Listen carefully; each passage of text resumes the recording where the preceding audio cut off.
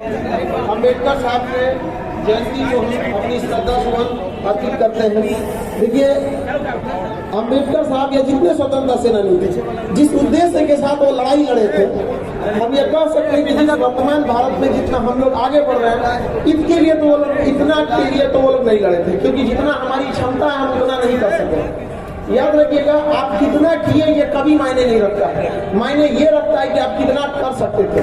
क्यों इस समाज में केवल एक ही अम्बेडकर साहब अभी तक हुए, दूसरे अम्बेडकर साहब, आप हर इंसान एक दूसरे से अलग है। लेकिन आज भी देखिए, अब्दुल कलाम, विवेकानंद, हमारे परम पूज्य अम्बेडकर साहब कब तक छुपेंगे हम लोग इनके पीछे? इनके आदर्शों पे चलने की जरूरत है।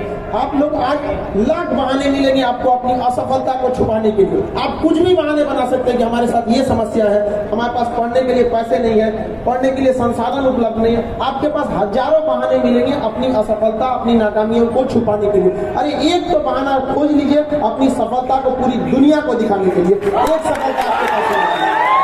और आप युवा हैं, आपके पास किस चीज की कमी होती है जी? तलवारों के साए पर इतिहास हमारा बनता है, जिस ओर जवानी चलती है उस ओर जमाना चलता है। युवाओं को कोई रास्ता दिखा, अपना मंजिल आप खुद बना सकते हैं। कहा जाता है मैं दरिया हूँ, अपना हुनर जानता हूँ, जहां से भी गुजरूंगा अपना मंजिल बना लूंगा, अपनी रास्ता बना लूंगा। दरिया को कोई रास्ता नहीं दिखाता है, वो अपनी मंजिल खुद लेके बढ़ती है। लोग कहते हैं इस पृथ्वी पर हम खाली हाथ आए थे और खाली हाथ जाएंगे।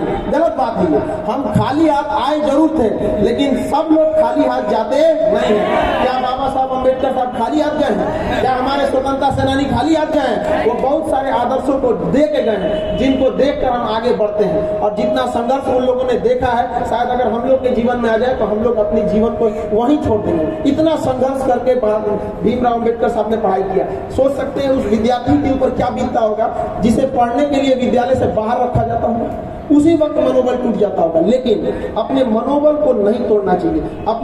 अपना शक्ति, अपना एक बढ़िया योद्धा जो होता है, वो अपना परिचय युद्ध के मैदान में देता है, न कि गली कुचे पे देता है। भीमराव अम्बेडकर साहब को पता था कि अगर हम छोटी छोटी बातों में उलझेंगे तो उलझ कर रह जाएंगे। इसलिए वो पहले अपनी काबिलियत को बनाए। कभी किसी को नहीं कोसा उन लोगों ने। इसलिए आप भी कभी भी जहां भी रहिए, अपने विकास में ध्यान दीजिए, न कि दूसरे के ऊपर उंगलियां उठाएं। आप अपनी भाषा को हमेशा, एक चीज को तो हम हर विद्यार्थी को कहते हैं कि भाषा पर बहुत ध्यान रखिएगा आप लोग, क्योंकि हम बोलना 3 साल में सीख जाते हैं और क्या बोलना है ये जिंदगी भर सीखते रहते हैं। इसलिए भाषा पर हमेशा ध्यान रहे, क्योंकि यही एक ऐसा जबान, एक ऐसा जगह है जहां अमृत और जहर दोनों निवास करता है एक ही जगह पर। इसलिए हमारी मर्यादा कभी भी अच्छी रहनी चाहिए कि कोई मिले तो उसको लगे कि नहीं, हमने एक मर्यादित व्यक्ति से बात किया।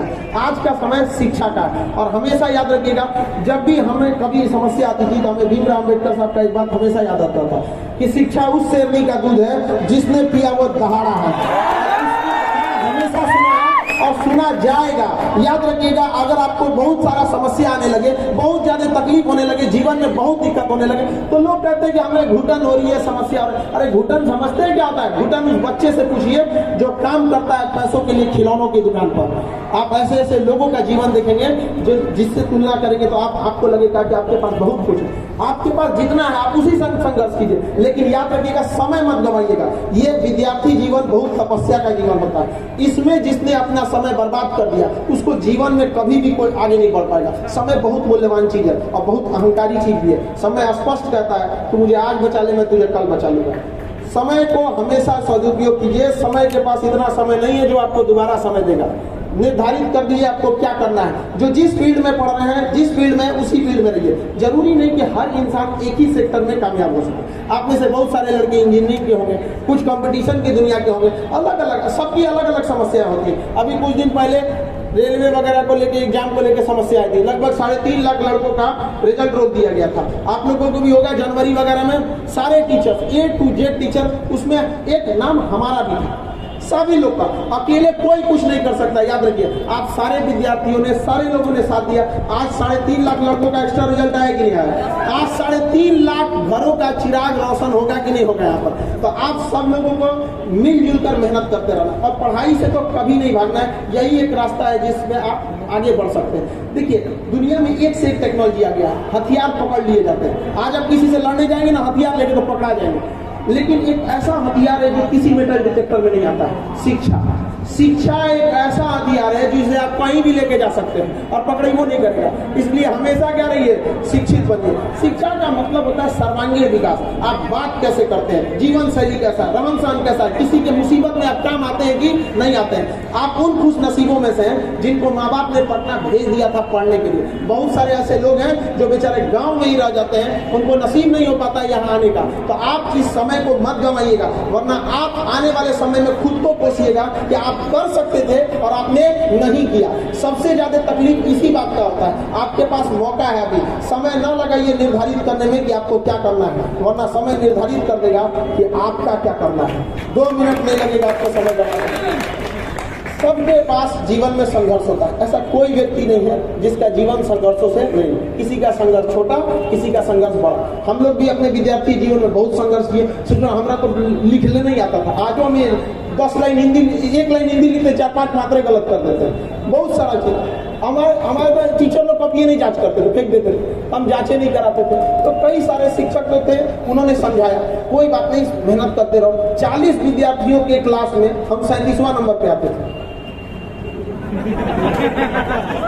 हमको बड़ा टेंशन होता था हमारा कुछ होगा कि ना होगा आगे जाके। लेकिन एक चीज हमने देखा कि जितने तेज विद्यार्थी थे सब लोग, उन लोग ने जब मैट्रिक में आए लोग, मैट्रिक जब पास किए लोग, तो सब इधर उधर लंग भंग में लग गया, सब लाल पीला हरा में, सबको तो आपको बहुत ज्यादा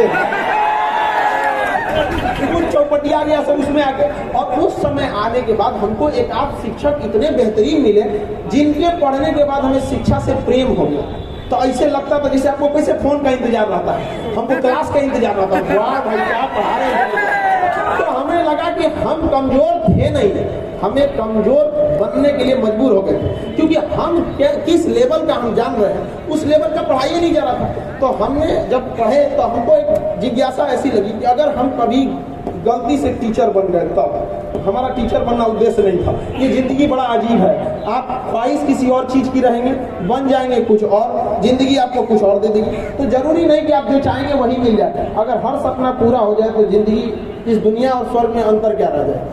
इसलिए सपने देखना चाहिए, लेकिन पढ़ाई के लिए भी संघर्ष करना। हमारा फौज में जाने का उद्देश्य था, एनडीए में जाना चाहते थे, पढ़ाई वढ़ाई किए लोग, गए लोग वहाँ पर। वहाँ एक मेडिकल होता है, मेडिकल बड़ा टफ होता है, जो पास उस कर जाते हैं ना, कई सारे उसमें प्रोसीजर्स होते हैं। हमारा हाथवा देख रहे हैं, बड़ी टेढ़ा है, जितने 21 डिग्री से ज्यादा टेढ़ा है, और हमको लेके यहाँ पर। ये ऐसा चीज में छाटा की सही नहीं हो सकता था। तो सबके सपने टूटते हैं, हम लोग को भी सपने टूटे थे।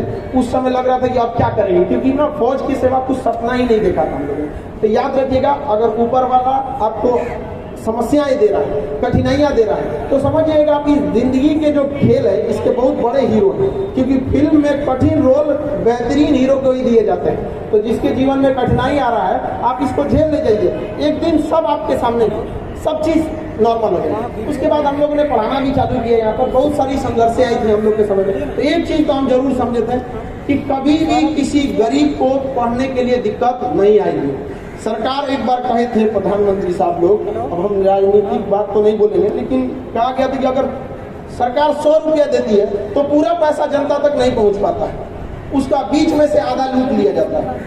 हम ये कहते हैं कि हम लोग पटना से जितना शिक्षा देते हैं ना, गांव के अंतिम कोने तक को भी 100% पहुंचता है, 100%। इसके लिए हम लोग से भी जितना हो सकता है हम लोग उतना प्रयास करते रहते हैं। आप लोगों को भी अंतिम पीढ़ी तक को, अंतिम पंक्ति तक को भी शिक्षा दिया जा सके। आप लोग के पास यहाँ पे बहुत सारी व्यवस्थाएं भी रहती हैं, जैसे ये हॉस्टल हमने देखा। ऐसा नहीं है कि सारे लड़कों को यहाँ तक पहुँचने का मौका मिल जाएगा। आप जहाँ भी हैं, आपका एक अपना दायित्व भी बनता है लोगों को मोटिवेट करें कि देखो तुम्हारे पास अगर कुछ नहीं है तो भी तुम कुछ कर सकते हो। अगर तुम्हारे पास कुछ भी नहीं है तो एक चीज तो है कि तुम्हारे पास हारने के लिए अब कुछ भी नहीं है। जो कुछ मिलेगा तुमको प्राप्त करने के लिए, अब हारने के लिए नहीं है। तो आपको आगे और लगातार संघर्ष के लिए आगे बढ़ते रहना, और कभी भी किसी दूसरे के ऊपर समस्याओं को थोपना नहीं चाहिए। क्योंकि आप या तो समस्याओं को थोपते रहिए कि हमारे पास ये समस्या है, या तो आप मेहनत करके उसको आगे बढ़िए। सबके सामने समस्याएं आती हैं। हमारे पास जब पटना से हम पटना रुक गए थे, जिसका सबसे बड़ा रीजन क्या था कि हमारे घर लौटने के लिए हमको 60, 70 से 80 रुपए चाहिए होते, हमारे पास मैं 40 रुपए बचे थे। उसके बाद हमने यहाँ पे चालू किया यहाँ पर सब कुछ, क्योंकि हम लोगों ने भी काफी सारा कोचिंग वगैरह चालू किया था, तो उसमें काफी सारी संघर्ष रहता है। तो वहां से भी हम लोगों ने चालू किया। तो आप कभी भी कहीं भी रहिए, अभी आप लोग का विद्यार्थी जीवन, इसमें आपका एक ही चीज साथ देगा, वो आपकी शिक्षा है। और अभी के जीवन में इंसान सबसे ज्यादा भटकता है। अगर आप खाली हाथ लौटेंगे यहाँ से, तो याद रखिएगा, आपका एक बच्चे का यहाँ से खाली हाथ लौटना आपके गांव के 100 बच्चों का भविष्य बर्बाद करेगा। क्योंकि गरीब इंसान अपने बच्चे को पेट काट कर फिर पटना पढ़ने के लिए नहीं भेजेगा, उसके गुनहगार केवल और केवल आप लोग होंगे। इसलिए आप अपने लिए तो पढ़िएगा, लेकिन उन 100 बच्चों का भविष्य हाथ जोड़ कर विनती करते हैं, खराब होने मत दीजिएगा। क्योंकि आपका खाली हाथ देख के गरीब इंसान डर जाएगा कि उनके बच्चे ने भेजा पढ़ने के लिए, उनके माँ बाप ने भेजा, उसने पढ़ाई नहीं किया। इसलिए दिन रात लगा कर पढ़ाई करते रहेगा, पढ़ाई से कभी पीछे नहीं हटिएगा। होता है समाज में ऊंच नीच होती है, लेकिन तब तक जब तक आप संघर्ष नहीं किए, जब तक आप सफल नहीं हुए। संघर्ष के समय आपका संघर्ष अकेला रहता है, लेकिन जिस दिन आप सफल हो जाते हैं पूरी दुनिया आपके साथ चलती है। तो इसलिए संघर्ष से कभी पीछे नहीं हटना है, हमेशा अपने मतलब मेहनत करते रहना है, और मेहनत सही दिशा में होनी चाहिए। ऐसा नहीं है कि आप जो पढ़ रहे हैं आपको लगेगा कि आप ही सही हैं, मेहनत को सही दिशा में करना जरूरी है। एक बार अमेरिकी राष्ट्रपति ने कहा था कि अगर मुझे किसी पेड़ को काटने के लिए 6 घंटे दिए जाएंगे तो 4 घंटे में अपनी कुल्हाड़ी को तेज करूंगा, क्योंकि बचे 2 घंटों में हम आराम से उसे काट सकते हैं। तो जब भी आपको कोई भी समस्या आए तो पहले उसकी बेहतरीन ढंग से रणनीति रहनी चाहिए, आपस में मिलजुल के रहना चाहिए। हमेशा याद रखिए, दोस्त हो पड़ोसी हो, सबसे संबंध अच्छा रहना चाहिए, क्योंकि कहा भी जाता है आप अपने दोस्त बदल सकते हैं, पड़ोसी नहीं। अगर आपसे किसी को तकलीफ होती है तो आप प्रेम से उसको बैठ के सुलझाने की कोशिश कीजिए कि देख भाई, हम भी इसी समाज के रहने वाले हैं, हम लोग के पास भी अगर शिक्षा नहीं है तो हम लोग भी शिक्षित होकर आगे बढ़ सकते हैं। समाज में 2 ही तरह के लोग रहेंगे, अगर कोई कितना भी बढ़िया, अगर शिक्षा से उसे दूर कर दीजिएगा तो बहुत सारी उसके जीवन में कठिनाई आने लगती है। और शिक्षित अगर हो जाएगा तो गरीब से गरीब भी व्यक्ति है, शिक्षित हो जाएगा तो आगे बढ़ जाएगा। कहा जाता है कि अगर आपको 1 साल के अंदर कुछ रिजल्ट चाहिए, 1 साल के अंदर अगर आप चाहते हैं कि आपको फायदा दिखे तो आप धान की खेती कीजिए, अगले साल आपको फायदा दिखने लगेगा। लेकिन आप चाहते हैं कि 10 साल में फायदा दिखे तो आप क्या कीजिए, पेड़ लगा दीजिए, किसी शीशम का, सागौन का पेड़ लगा दीजिए, 10 साल बाद आप उसे काट सकते हैं। लेकिन अगर चाहते हैं कि सदियों सदियों आपकी पीढ़ियां तक सुकून से जी सके, पूरे समाज को बदल सके सदियों तक, तो आप शिक्षा दीजिए। आज जिसे शिक्षा देंगे वो आज के आज आपको उसका फल नहीं देगा, लेकिन याद रखिएगा 20 साल बाद, 22 साल बाद जब वह वृक्ष निकलेगा तो उसके साए के नीचे, उसके ठंडी हवाओं के नीचे पूरा समाज को एक शांति मिलती है। आप लोग जो शिक्षा ले रहे हैं, आज आपको शिक्षा लेते हुए 15-20 साल हो गए, अब तक तो कुछ नहीं मिला, लेकिन ये उम्मीद मत हारिएगा कि इससे नहीं मिलेगा। यही एक रास्ता है जिससे आप आगे बढ़ सकते हैं, यही एक रास्ता है जिसे आपको कोई छीन नहीं सकता।